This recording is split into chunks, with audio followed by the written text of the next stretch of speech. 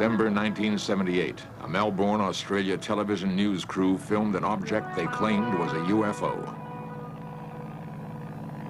That film gave chilling credibility to an earlier report of an Australian pilot who disappeared after he radioed that he was being strafed by a UFO. Delta Sierra Juliet, affirmative. It's not an aircraft, it's... Are there UFOs in the skies over Australia and New Zealand?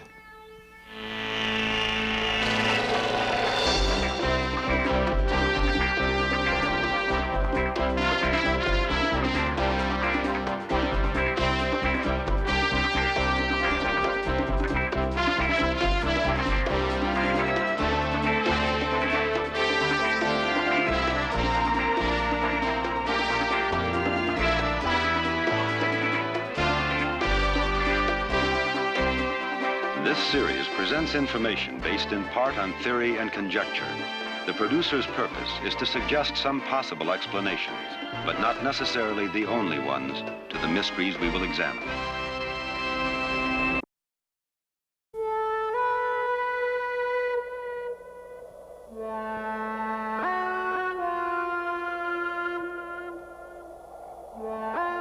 In the last 30 years, there have been more than 110,000 recorded UFO sightings.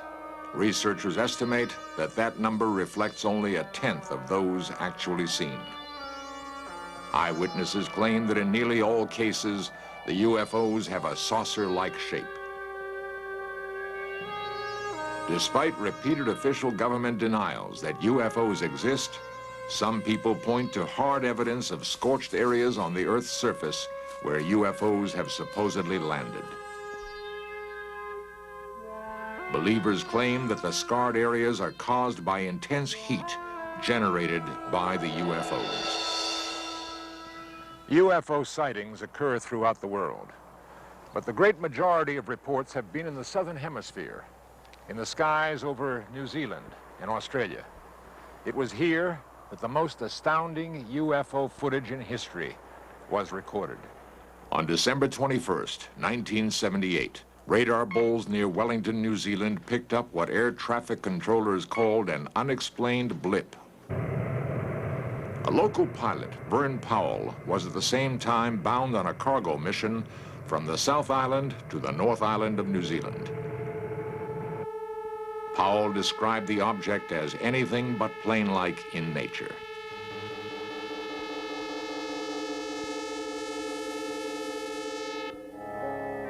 What was it that Captain Powell, a 35-year flying veteran, saw in that December night sky?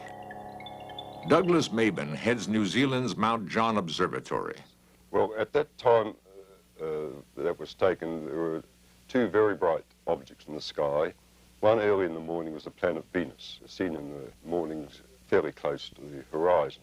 And during the night, from a little bit before midnight through to morning, the planet Jupiter was up in the sky, and it was very bright, though not as bright as Venus.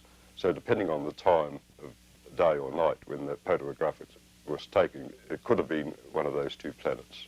People have been able to give us a fair enough description of the time and the position in the sky. They see these things, we're able to work it out, and every report I've had, we've had that sort of description, we've been able to identify it. The reports of these have been going on for so many years now, and if there's such an intelligent set of people about coming from outside the Earth that have been coming around all these times, I think by now they would have landed and introduced themselves. Others weren't so sure. Quentin Fogarty, a reporter for an Australian television station, was in New Zealand at the time of Vern Powell's flight. His station requested him to do a story on Powell's experiences. Together with David Crockett, a New Zealand cameraman, Fogarty decided to retrace the flight path of Captain Powell. In Search Of has recreated what happened to Fogarty on that fateful flight.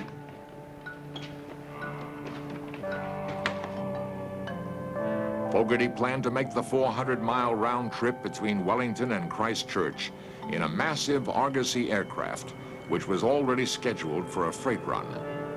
Armed with cameras and sound equipment, the two men hoped to film proof of what Powell had reported.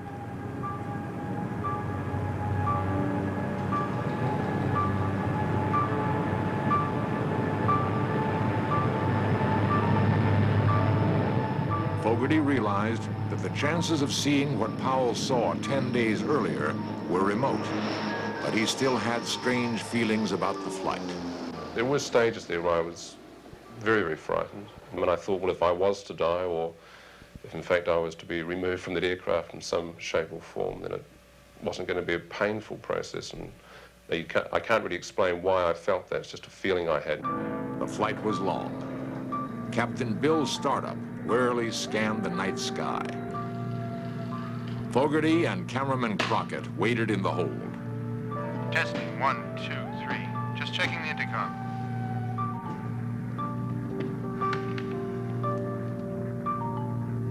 It may be a long night.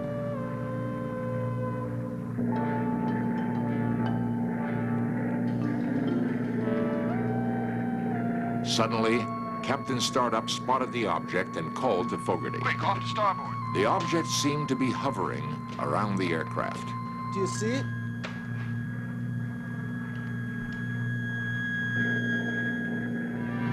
Unable to get good camera position, Fogarty and Crockett raced up to the cockpit.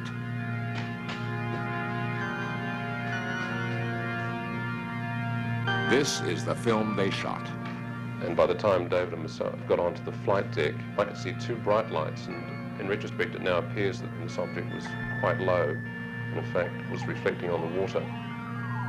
We just kept looking at this one bright object that looked like a very bright star outside our starboard window. So we turned towards the object, and at this time David was continuing to film, and at one stage he said to me, he got very excited and turned around to me and said, you know, it's got a brightly lit bottom and a sort of transparent sphere on top. And I was doing a tape commentary at the time, and I remember saying that that sounded like a classic flying saucer shape. And I think it was the last person to see it. Was that I looked out the right-hand side of the aircraft and peered right down, and this object just went below the aircraft and disappeared.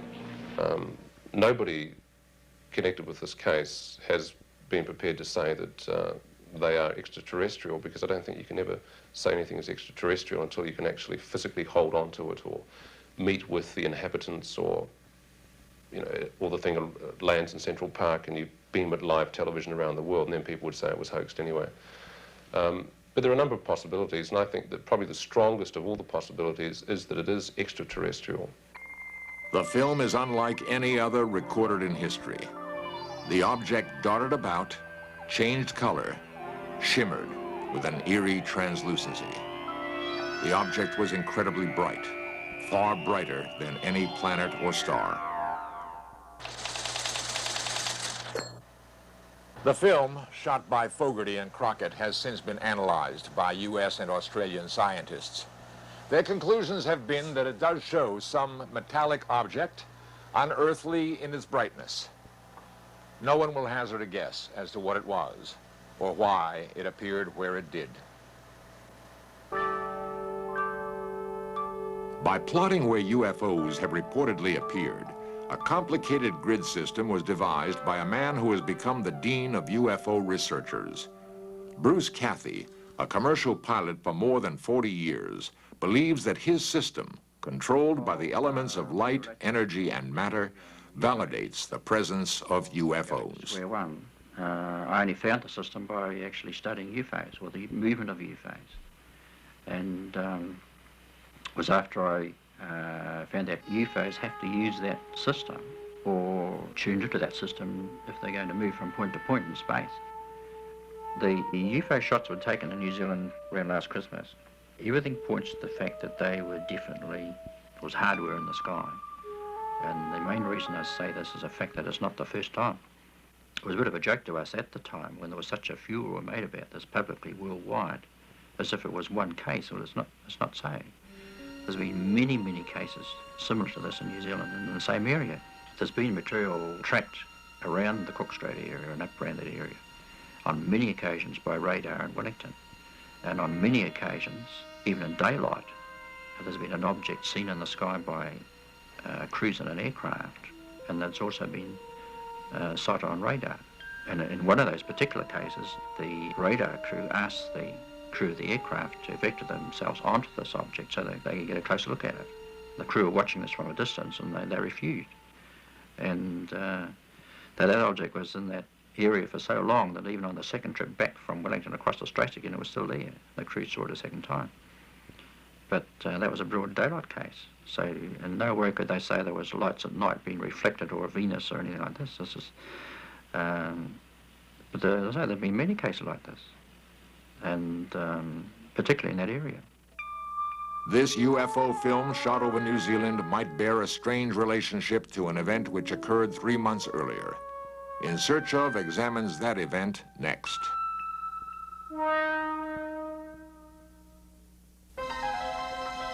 October 21st, 1978. 20-year-old Frederick Valentic took off to fly 120 miles from Melbourne, Australia, across the Bass Strait to King Island. Valentic was scheduled to pick up some fish for a small market that employed him. Despite his youth, he was experienced enough to be a flight instructor, and Frederick Valentic had flown this route many times before.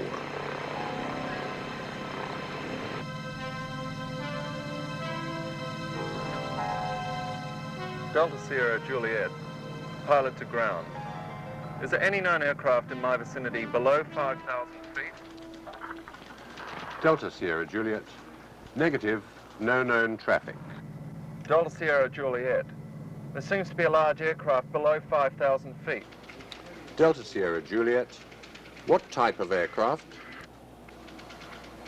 I cannot confirm, but it's 4 bright lights that appear to be landing lights. Unknown aircraft has just passed over me, about 1,000 feet. Is large aircraft confirmed? Delta Sierra Juliet, affirmative at the speed it's travelling. Are there any RAAF aircraft in the vicinity? Negative. Confirm you can't identify aircraft. Affirmative. Delta Sierra Juliet, Melbourne. It's approaching from due east of me. It seems to be playing some sort of game, flying at a speed I can't estimate. Stephen Roby, air traffic controller on duty then, explains the reported UFO's movement. Several times, and coming from various directions. And then he started orbiting, and the aircraft was orbiting above him. And on several occasions, he sort of stated that towards the end it wasn't an aircraft. And he described it as having a sort of a green light on it, and also it appeared to be a sort of a silver metallic colour. Delta Sierra Juliet. What is your altitude? Delta Sierra Juliet, 4,500 feet. Delta Sierra Juliet, confirm you can't identify aircraft. Affirmative. It's not an aircraft, it's... We're expecting Guido Valentic is Frederick's father. at night. He's supposed to join us with friends where we went for some movie, family movie projection. And that night he never turned up, he didn't ring up. Normally, he's always, when he go for a trip, when he return at the airport, he normally would have called us, you know, I'll be home after an hour or so. But that night, it was quite strange, you know. We didn't know anything about it. We got home about 11 o'clock and he wasn't home. My wife then started to worry about it. And so, you know, I said, oh, this is too late to start inquiry. Can you describe it? Delta Sierra Juliet. It's flying past. It has a long shape. Cannot identify more than that. Coming for me right now. And he described it as being of a long shape, and as I said before, a silver colour with the various lights on it. And he actually did say it wasn't an aircraft. So it's very strange. It appears to be stationary. I'm orbiting. The thing, it's orbiting on top of me. It has a green light and a sort of metallic light on the outside. seems to have vanished now. Confirm it has vanished. Affirmative. Do you know what sort of aircraft I've got? Is it military? No military traffic in this area. It was 8 o'clock, 8:30 in the morning. Nothing still happening, and couldn't see any sign of him, and I was just about to get up and maybe get on the phone, where all of a sudden a couple of uniformed blue slack-legged walk in the front door, and at that time we realized immediately that something was wrong. Delta Sierra Juliet, engine is rough idling and coughing. Delta Sierra Juliet, what are your intentions? Proceeding King Island.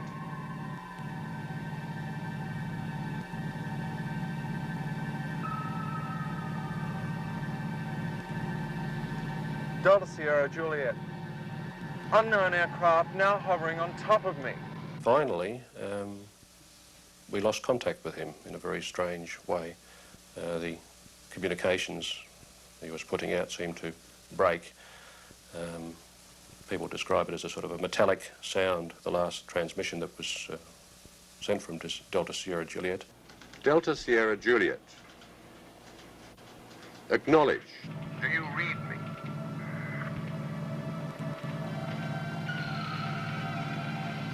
Do you read me? Delta Sierra Juliet. Repeat. Do you read me?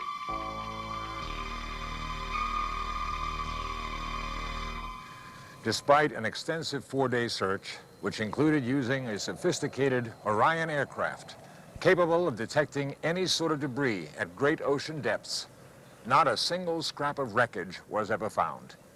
No hard evidence ever turned up that would explain the disappearance of Frederick Valentik. But theories abound. Some say that Valentik became disoriented and saw this lighthouse. A second theory is that he saw lights of fishing vessels and then, becoming disoriented, spiraled his plane into the ocean. Guido Valentik, Frederick's father, believes otherwise. Well, after Frederick reported this UFO incident, I inclined to think that it could be some intelligent life in the outer space, despite all the officials are trying to suppress this, or really makes me very confused, because knowing Frederick what he radiated and knowing my son wouldn't make himself so ridiculous in stating things like that. So I'm inclined to believe that really must be something in the space that the general population may not aware to be. And I realized after his disappearance, which I couldn't have the opportunity before, how many calls I get from various parts of the world. And they really encouraged me to believe that he could be still alive, maybe with another intelligence in the space.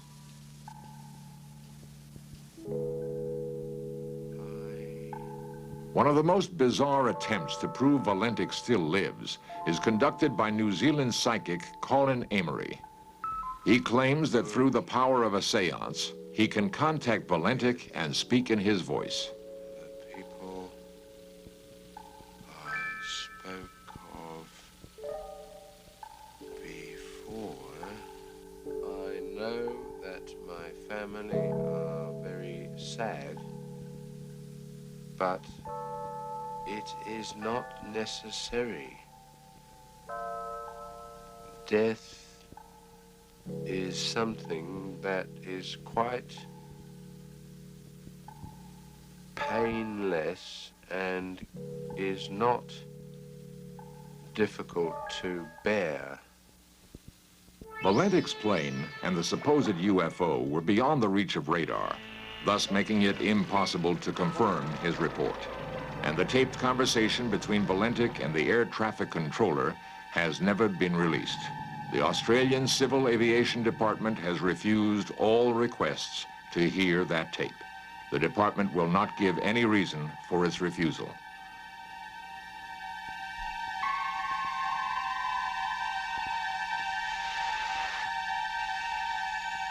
Delta Sierra Juliet. Acknowledge. Do you read me?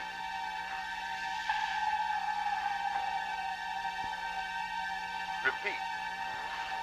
Do you read me?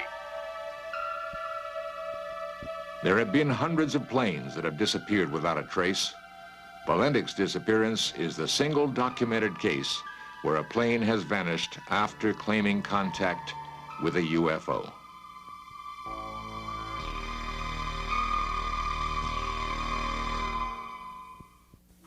For years, In Search of cameras have found and recorded the reports of individuals claiming to have seen UFOs. And there was this weird object, funny noises, and it was really bright. When I first saw it, I was standing approximately right here, but I couldn't get too good of a view of it because the brush and the trees are in the way. I don't know how many people saw it and told us the next day that they saw this thing up in the sky. In the sky. I noticed up by the blue shed over there that there was something in the sky.